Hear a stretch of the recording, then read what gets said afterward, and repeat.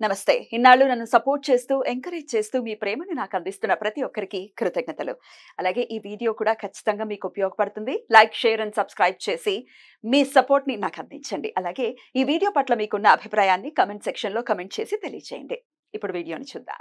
జ్యోతిష్య శాస్త్రం ఒక అద్భుతం. వేదాంగమైన జ్యోతిష్య శాస్త్రం అనేటువంటిది మానవ జీవన గమనానికి ఒక వరం. జ్యోతిష్య శాస్త్రం నీ జీవితంలో వెలుగునింపే ఒక భాష. ఆ భాష నీకు అర్థమైతే ప్రకృతి నీతో మాట్లాడుతుంది. అస్ట్రాలజీ నేర్చుకోవాలి అనుకునే వారికి అద్భుత అవకాశం. మురళీధర శర్మ గారి అస్ట్రాలజీ క్లాసెస్ అతి త్వరలో మొదలు కాబోతున్నాయి. 100% జాబ్ గ్యారంటీ. వివరాల కొరకు సంప్రదించండి. నమస్తే, వెల్కమ్ టు అవర్ ఛానల్. నేను పద్మిని. ప్రస్తుతంతో పాటు ప్రముఖ ఆధ్యాత్మికవేత్త, astrologer, life coach, Bala Tripura Sundari ఉపాసకురాలు శ్రీమతి సుధా గారు మనతో పాటు ఉన్నారు. మాట్లాడదాం. నమస్కారం అండి. నమస్కారం పద్మిని. బాగున్నారా సుధా గారు? ఫైన్, మీరు ఎలా ఉన్నారు? నేను బాగున్నాను. సుధా గారు, లక్ష్మీ యోగం మాకు కలగాలి అని కోరుకోని వాళ్ళు ఎవరైనా ఉన్నారంటే వాళ్ళు ఏ అవధూతలో అయి ఉంటారు. అంతే అంతే కదా. అది కూడా Lakshmi. Spirituality is also Lakshmi. బాబోయ్, అన్ని లక్ష్ములే. లెవెల్ లక్ష్మి అది. అదే. కానీ అవధూతలు మన వీడియోలు ఎందుకు చూస్తారు? మనకు అంతే. కావాల్సింది సామాన్యులు. లక్ష్మీ యోగం కావాలి, రకరకాల ఈతి బాధలతో బాధపడుతున్నాము, మాది ఫలానా నక్షత్రం, లేకపోతే మాది ఫలానా రాశి, మా ఫలానా లగ్నం, మాకెందుకండి, మా జీవితాలు ఇంతేనా, మాకు లక్ష్మీ యోగం అనేది ఉండదా అని అడుగుతుంటే భలే కష్టం అనిపిస్తుంది. ఎవరికైనా ఉంటుంది. అవును, ఉంటుంది తప్పక. ఎలా తెలుసుకోవాలి? ఒకవేళ ఏదైనా బ్లాకేజ్ ఉంటే దాన్ని ఎట్లా క్లియర్ చేసుకోవాలి? తప్పక నాకు ఒక్కసారి వివరిస్తారా? తప్పక మాట్లాడదాం. లక్ష్మీ యోగాలు అనేది నువ్వు అన్నట్టు కొద్ది గొప్ప అందరి జాతకాల్లోనూ ఉంటుంది. ఫస్ట్ థింగ్ అదే. ఎందుకంటే అందరు సంపాదించుకుంటున్నారు ఈ కాలంలో. అదేంటంటే ఎత్తు తగ్గులు, ఎంత ఉంది ఎంత లేదు పర్సంటేజ్ అనుకుందాము, ఎంత మోతాదులో ఉంది అనుకుంటాం. అంటే ఏంటంటే ఎంత బలంగా ఉంది అనుకోవడం అనేది చూసుకోవాలి. జనరల్గా మాట్లాడుకోవాలి అంటే మనం లక్ష్మీ యోగాలు కానీ ఎనీ యోగం ఫర్ దట్ మ్యాటర్ మన లగ్నం నుంచే చూస్తాం. అంటే ఏంటంటే బర్త్ చార్ట్లో మనకి రాశి ఉంటుంది, లగ్నం ఉంటుంది, ప్లస్ దశా విశేషాలు ఉంటాయి. మన దశా విశేషాల గురించి కూడా చాలా మాట్లాడుకున్నాము. బట్ ఇవన్నీ ఉన్నప్పుడు ఇవంతా కలయిక కదా. ఈ మూడు కలిసినప్పుడు మనకి ఒక యోగం అనేది ఫామ్ అవుతుంది. అసలు యోగం అంటే ఏంటి అంటే, రెండు ప్లానెట్స్ కలిసి ఉన్నా, లేకపోతే కేంద్ర కోణాల్లో ఉన్నా, లేకపోతే బెనిఫిక్స్, న్యాచురల్ బెనిఫిక్స్. మనమేమో జూపిటర్ అంటే గురుడు అంటే అందరికన్నా బెస్ట్ బెనిఫిట్ కదా. గురువు కానీ, లేకపోతే వీనస్ శుక్రుడు కానీ, లేకపోతే బుధుడు, వీళ్ళందరూ ఎగ్జాల్టేషన్లో ఉన్నా. ఓకే, సో ఇలాంటి యోగాలు అనేవి ఫామ్ అవుతాయి. And also more than 2 planets in any 1 house. అంటే ఒక్కొక్క దాంట్లో భావం అంటాం. ఇప్పుడు 12 రాసులే, మళ్ళీ 12 భావాలే, 12 అవే ఇల్లులు అయ్యాయి. అంటే ఇల్లులు అంటే ఫస్ట్ ఏంటంటే మనం లగ్నం అంటాం, ఉదయించే సూర్యుడు. నువ్వు పుట్టావు కనుక అది లగ్నం అనుకుంటాము. రెండో ఇల్లు సెకండ్ భావం, అంటే ఫైనాన్షియల్ స్టేటస్ చెప్పడానికి అది ఉంటుంది. అలాగే మనం చూసామంటే 11th house చూస్తాం. నువ్వు పుట్టిన లగ్నం నుంచి ఈ యోగాలన్నీ చూడాలన్నమాట. So 11th house, second house and 9th house అంటే భాగ్యాధిపతి ఎక్కడ ఉన్నాడో చూసినప్పుడు, plus combination of Jupiter and Venus, శుక్రుడు ప్లస్ గురుడు, వీళ్ళందరితో కాంబినేషన్ అయితే లక్ష్మీ యోగాలు అనేవి ఫామ్ అవుతాయి. దీంట్లో ఏంటంటే దారిద్ర్య యోగాలు ఉంటాయి, అలాగే లక్ష్మీ యోగాలు ఉంటాయి. అంటే ఎంత మోతాదులో ఉంటాయి అనేది చూసుకోవడం అనేది వెరీ ఇంపార్టెంట్. ఎందుకు ఇంపార్టెంట్ అంటే, మనకి ఏదైనా ఈజీగా అయిపోతే హ్యాపీ ఫీల్ అవుతాం. ఏదైనా కష్టపడ్డాం అంటే అయ్యో కష్టపడుతున్నాం అనుకుంటాం.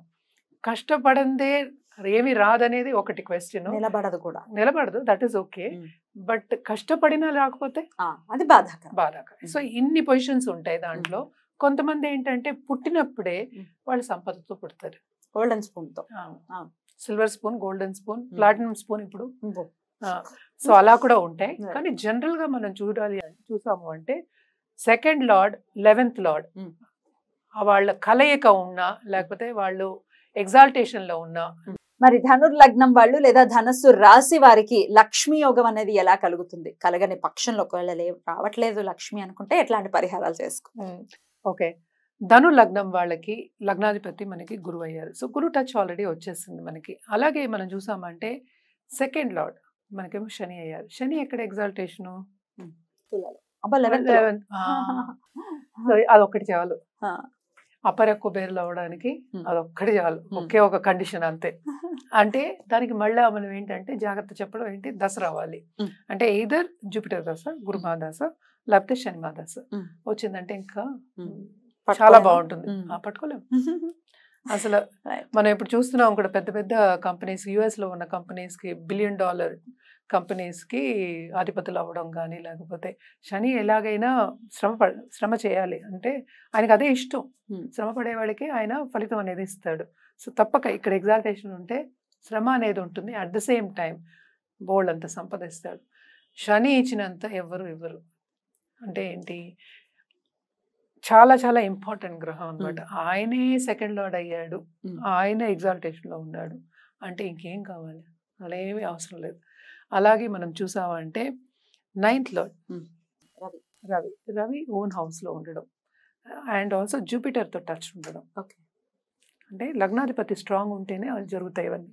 సో టచ్ ఉండడం అండ్ ఆల్సో అదే దశ రావడం అంటే ఏంటి, గవర్నమెంట్లో మంచి పొజిషన్ రావడం కానీ, ఉన్నత స్థాయికి వెళ్ళడం కానీ, బోల్డ్ అంత సంపాదించడం కానీ దాంట్లోంచి, అలాగే పొలిటికల్ కనెక్షన్ రావడం అంటే ఏంటి, ప్రామినెన్స్, ఒక ఫేమస్ పర్సనాలిటీ కింద రావడం కానీ జరగడం తప్పక జరుగుతుంది. అది మనం జాతకం చూసినప్పుడే మనం నిర్ధారించేయచ్చు. ఇక్కడ మళ్ళీ ఏంటి, గురువు ఏమో 4th లార్డ్ కూడా అయ్యారు మనకి. ఓకే, సో 11th లార్డ్ మళ్ళీ ఏమో మనకి వీనస్ టచ్ ఇందాకనే చెప్పు. సో గురు మళ్ళీ sun and also Shani also second lord మనకి ఇక్కడే కదా, శుక్రుడితో కనెక్షన్ వచ్చిందంటే, సన్తో కనెక్షన్ వచ్చిందంటే ఇంకేం కావాలి, అసలు అంతులేని సంపద వస్తుంది అనమాట. మోస్ట్ ఇంపార్టెంట్ దాన్నిటికి మనం చెప్పేది ఏంటి, ఎప్పటికైనా ఆ దశా విశేషాలు రావాలి అని చెప్తూ ఉంటాం. ఎవరికైనా సరే, ఏ లగ్నంకైనా సరే మనకి సెకండ్ లార్డ్ దశ వచ్చినప్పుడు, సెకండ్ లార్డ్ మంచి పొజిషన్లో ఉన్నప్పుడు తప్పక వాళ్ళ పోళ్ళంత సంపాదన ఉంటుంది వాళ్ళకి అని చెప్పచ్చు. అలా కొంచెం ఏజ్ వచ్చారు, ఏజ్ పీపుల్, వాళ్ళకేమో రిటైర్ అయిపోయారంటే వాళ్ళ పిల్లలు సంపాదించి పెట్టడం కానీ, వేరే వాళ్ళు పెట్టడం కానీ జరుగుతుందన్నమాట. తప్పక ఈ రిజల్ట్ అనేది మాత్రం తప్పక వస్తుంది వాళ్ళకి అని చెప్పాలి.